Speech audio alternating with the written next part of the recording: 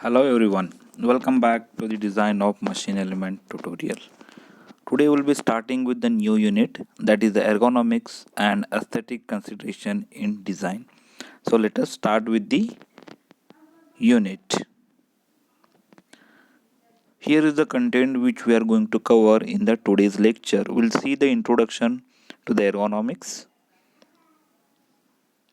We'll see the areas of the ergonomics, man machine relationship, design of equipment of control.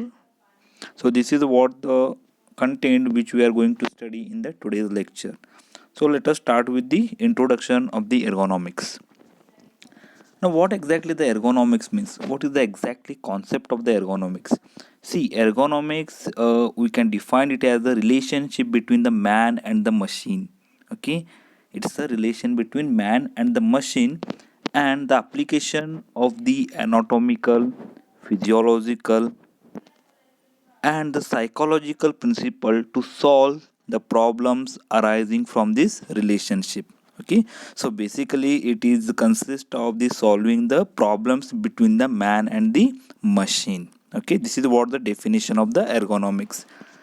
Now, how does this word ergonomics comes? Okay, so it is splits into the two parts. One is ergon, that means the work, and nomos, which means the natural laws. Okay, so ergonomics means the natural law of the work. This is how the word is formed. Now, okay, fine. The main objective. So, what is the main objective of the ergonomics? Is to make the machine fit for the user rather than to make the user adapt himself to the machine. Okay, so this is what the introduction of the ergonomics. Now we'll see some of the areas of the ergonomics. Okay, so areas of the ergonomics involve the relation between the man and the machine. As we already discussed, it involve mainly the relation between the man and the machine, the working environment, the human anatomy and the posture while using the machine, the energy expenditure in hand and the foot operations. So here are some of the points or the areas where we can apply the ergonomics. Okay, we'll start with the next, the man machine relationship. As I told you, ergonomics is basically involves the relation between the man and the machine. See, any machine cannot be continue working for a longer period of time without the aid of man. Correct. In order to operate the machine you need a manpower. Correct. uh, though there are some machine which are without man operated, but for some kind of operation it is required the human being to be there for the operation of the machine. Correct. The work can be performed by the man machine system. Correct. Man and the machine, they combine together to perform some work.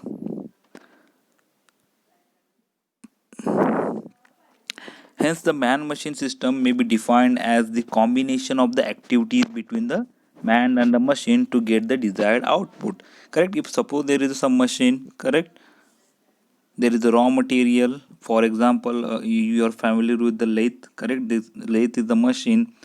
Raw material is, suppose it's a rod, you have to finish it. Correct. So man will go to the machine, he will operate the machine and he will convert that raw material into the a finished product.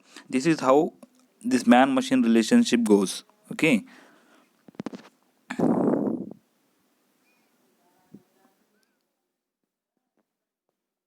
Now this is what the man machine relationship, the diagram, it shows the man machine relationship. See, first, for example, if you want to from the display instrument. Display instrument is the one which shows the output. Correct. The operator can get the information about the operation of machine. See, if he feels that correction is necessary, it is not that whatever output we are getting from the display unit is correct. Correct.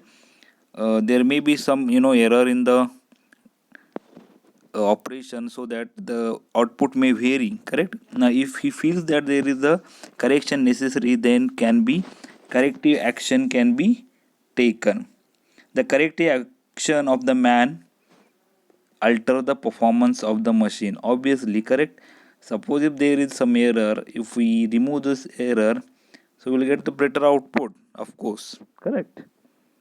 Now which will be indicated on the display panel before and after the correcting the machine. This is what it shows. Fine.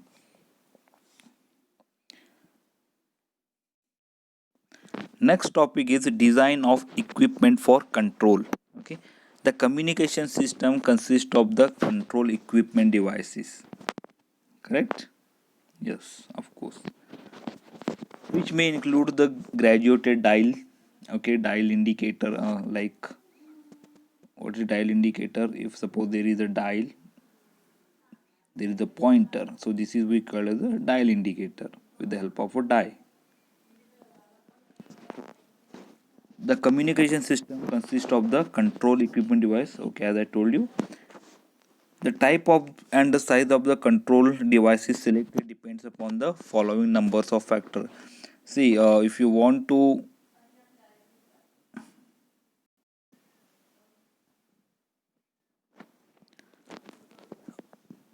next, the type and size, as I told you, the type and size of the device selected depends upon the following operation. There are some of the factors you have to consider for the using this dial. The required speed of operation. Okay, it affects the selection of the size and the shape of the device. The required accuracy of control, for what accuracy it will be adopted. The required operating force and the required range. So these are some of the uh, factors you have to consider. Okay, now next we will see the type of controls.